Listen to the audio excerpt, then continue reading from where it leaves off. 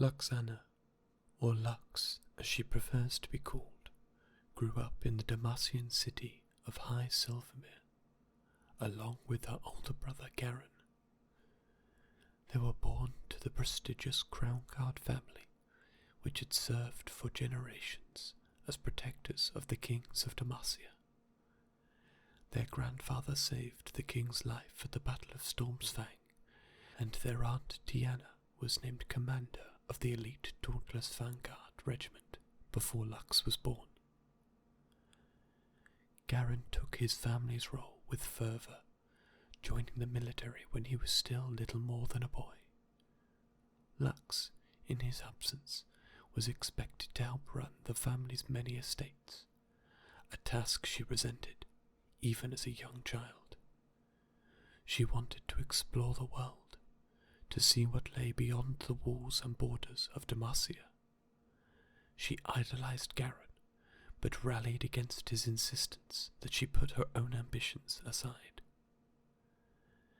To the endless frustration of Lux's tutors, who sought to prepare her for a life of dutiful service to the Crown Guard family, she would question their every teaching, examine differing perspectives, and seek out knowledge far beyond what they were prepared for.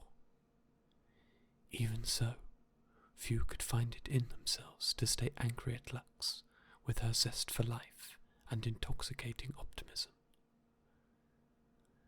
Little did any of them know a time of change was approaching. Magic had once brought Runeterra to the brink of annihilation, and Damasia had been founded as a place where such powers were forbidden. Many of the kingdom's folktales told of pure hearts turned dark by the lure of magic. Indeed, Lux and Garen's uncle had been slain by a rogue mage some years earlier. And there were fearful whispers, rumours from beyond the great mountains, that magic was once again rising in the world. Riding home one fateful night, Lux and her horse were attacked by a ravenous saber wolf pack. In a moment of fear and desperation, the young girl let loose a torrent of magical light from deep within her, routing the beasts, but leaving her shivering in fear. Magic, the terror of Damasian myths, was as much a part of Lux as her Crown Guard lineage. Fear and doubt gnawed at her.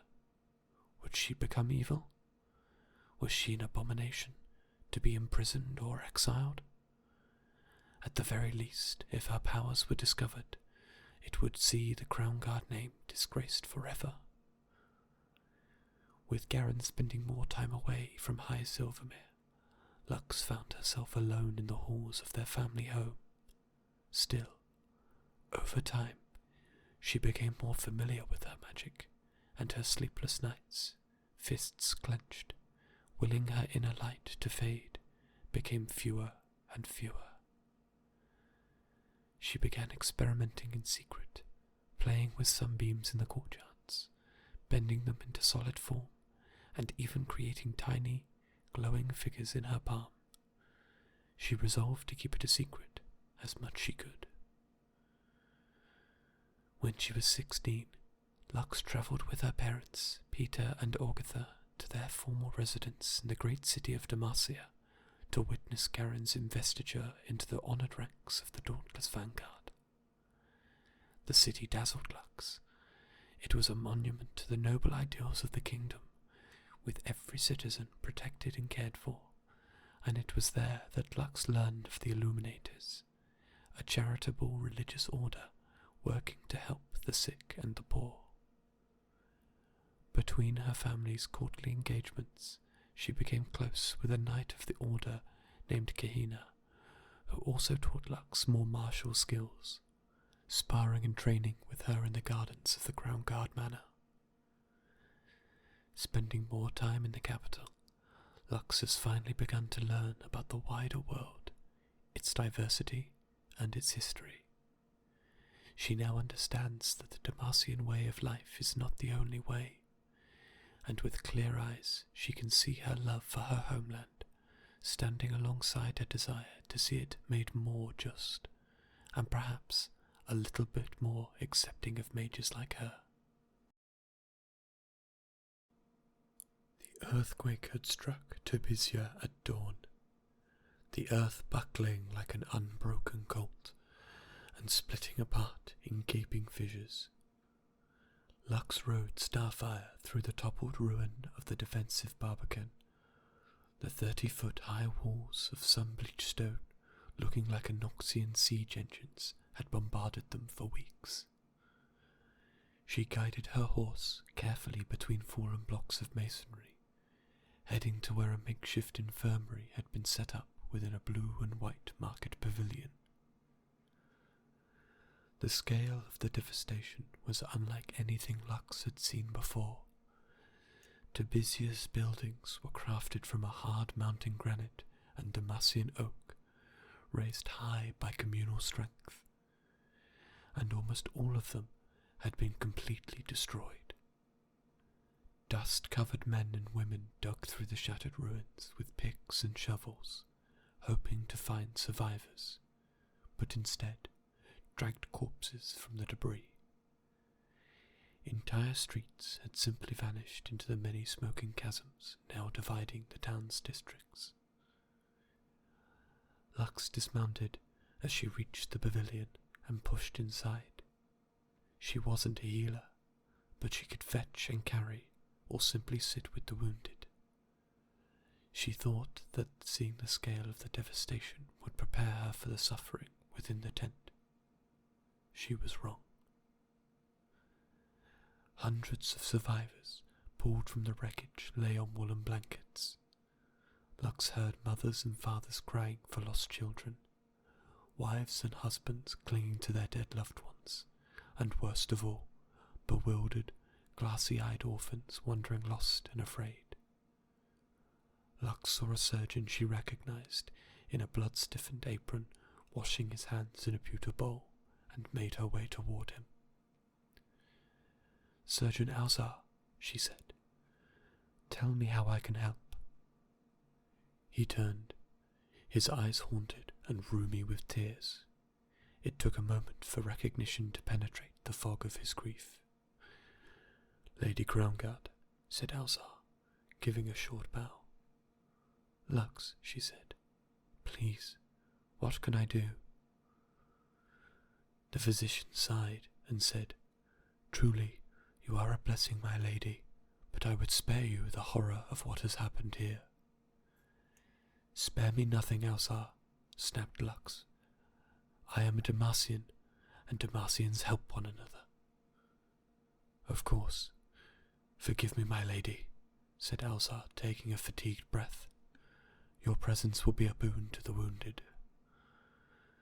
Alzar led her toward a young man laying stretched on a low pallet bed near the back of the pavilion. Lux gasped to see the horror of his wounds.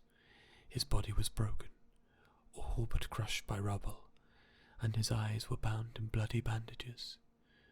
From his stoic refusal to show pain, she guessed he was a soldier. "He dug a family from the rubble of their collapsed home," said Alzar. "He rescued them, but kept looking for survivors. There was a second quake, and another building fell to ruin on top of him. The rubble crushed his lungs, and shards of glass put out his eyes." "How long does he have?" asked Lux, careful to keep her voice low. "Only the gods know, but his time is short," said Alzar. "If you would stay at his side, it would ease his passing into the arms of the veiled lady." Lux nodded and sat beside the dying man. She took his hand, feeling her heart break for him. Alzar smiled gratefully and turned back to helping those he could save. "It's so dark," said the man, waking at her touch. "Gods, I can't see." "Steady now, soldier. Tell me your name," said Lux. "It's Dothan," he said, wheezing with effort. "You're named for the hero of Dawnhold." "Aye. You know the story? It's an old tally against the savages." "Trust me, I know it well," said Lux with a rueful smile. My brother taught it all the time when we were children. He always forced me to play the Freljordian Corsairs when he played Dothan, defending the harbour single-handedly against the skinwalkers. I tried to be like him, said the young man, his breathing laboured and his voice growing faint. A rivulet of blood leaked from beneath the bandage like a red tear. I tried to live up to my namesake. Lux held both of his hands in hers. You did, she said. Alzar told me what happened. You're a true Demacian hero. The lines on Dothan's face eased a little, his breathing rattling in his throat as his strength began to fail. Why can't I see? Your eyes, said Lux slowly. I'm so sorry. What's wrong with them? Surgeon Alzar told me you have shards of glass in them. The man drew in a sharp breath. I'm dying, he said. I know that, but I should have liked to behold the light of Demacia one last time. Lux felt the magic stir within her, but whispered the mantra taught to her by the illuminators to keep it from rising too close to the surface. Over the years, she'd learned to better control her power, but sometimes, when her emotions ran too close to the surface, it was hard to keep the magic energies contained. She looked around, and satisfied that no one was watching, placed her fingertips on the bloody bandage covering Dothan's eyes. Lux eased the numinous radiance of her magic down through the man's skull to the undamaged parts of his eyes. I can't heal you, she said, but I can at least give you that. He squeezed her hand, his mouth falling open in wonder as Demacia's light shone within him. It's so beautiful, he whispered.